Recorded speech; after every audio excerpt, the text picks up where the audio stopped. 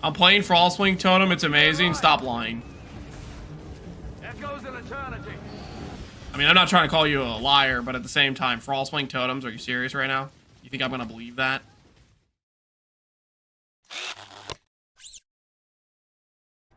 Alrighty, what is up guys? Today I'm going to be showing my build that I've been working on for the past few days. This is Frostblink of Wintry Blast Totems. And so far it's been really amazing. Does millions of DPS. So the main way our build works is with a combination of a few items. We have the bronze life here, and what this does is it gives us up to 8 additional levels to our Frostblink, giving it tons and tons of flat that can be scaled through stuff like crit, as well as Frostblink's inherent more damage with hits per 5 chill effect on the enemy, which we get using skitterbots here and cold snap. As well as that, we also have a replica Dragonflang's fight for +3 level of Frostblink skill jumps. We also get a couple extra levels on the tree here from Cold Mastery, and one from the Corrupt, and I think somewhere else, yeah, 2 from the Wand. And that brings us to a total of, for me right now, I got 34, because I don't have the +8 chest piece, but in the min-max version you'd want +1 socket, +2 AoE. So the pathing here is pretty simple. We start at the Templar start, as per usual, go up here, and we path through with their Light of Meaning for increased cold damage. This gives us a bunch of just generic % increased damage. We grab Ancestral Bond and the Sovereignty Wheel here, and then we go use the Cluster Jewel so that we can get Sleepless Sentries. This is really nice just for an extra little boost. It gives us some Onslaught, nice for mapping. And then we go over here into our Militant Faith. For the Militant Faith, you're going to want to get one that doesn't change Frostwalker, Mental Rapidity, or like any of the skills that we allocate here. Like for example, if you look here, one of these Herald nodes got changed into Powerful Faith. You don't want that with these nodes. And on your Militant Faith, you're going to want totem damage. I got this for 3 div with the increased effect of non-damaging ailments. You don't need the non-damaging ailment effect. It would be helpful, but the build guide that I'm following actually has for elemental resistances here, so yeah. And then we also have a Watcher's Eye down here. This one has cast speed with Zealotry and unaffected by Enfeeble with Grace. We get Grace on our Mercenary here, and this does work with the Watcher's Eye, but ideally you'd want to get a increased mana recovery with Clarity and cast speed with Zealotry. We also use Anathema with a Arcanist brand set up here for Frostbite, Ellie Weakness, and Assassin Mark. And we have a cast when damage taken set up with a Enfeeble and Temporal Chains using our Ascendancy here. Conviction of Power gives us +4 minimum power charges, as well as a maximum power charge over here for a total of 5. And we grab the min charge here for a total of 5 minimum charges. This gives us a bunch of crit chance, as well as our 5 curse limit to be able to apply all of our curses onto the enemy at once.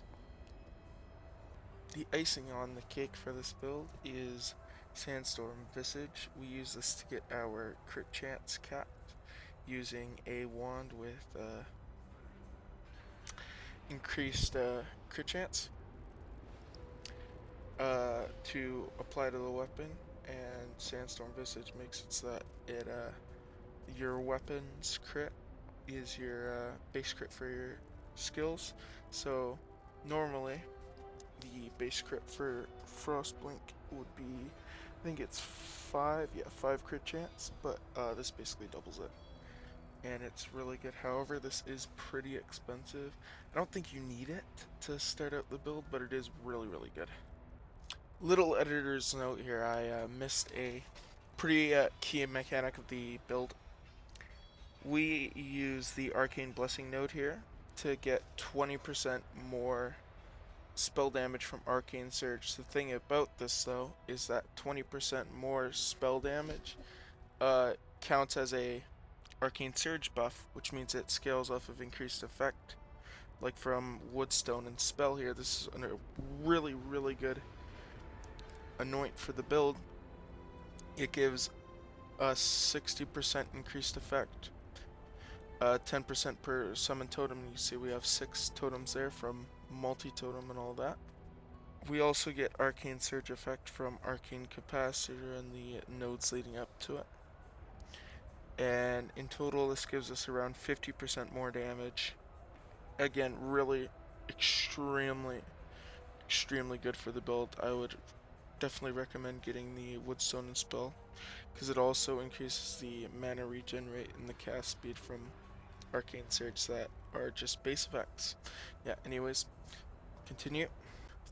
With that out of the way, I'm just going to showcase a Minotaur map here. This is one with not too horrible mods. It doesn't have any tank mods, so you see the full DPS. We might die here. It really is squishy. So as you can see, just place down the totem. It just blinks through packs.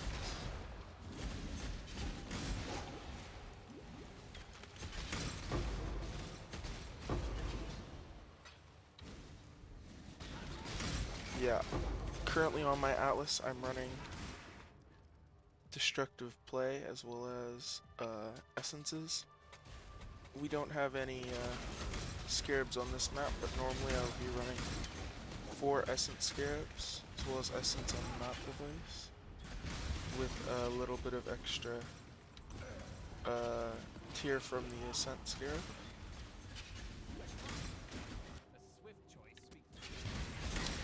And it's really good for currency so far.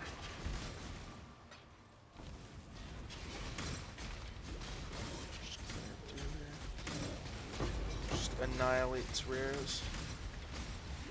I think I have something like 1.5 mil average hit damage. If we look here, yeah, 1.3 I think it said for the tooltip DPS in PoE. It's without any minus LE res.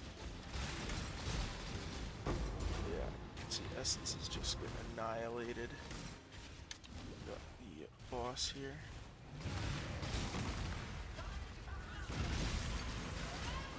With our Destructive Play bosses. And it's the death I was talking about. Really fragile build, but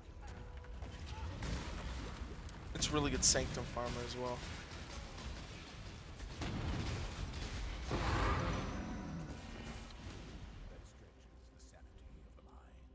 Just annihilated everything. Best roll there.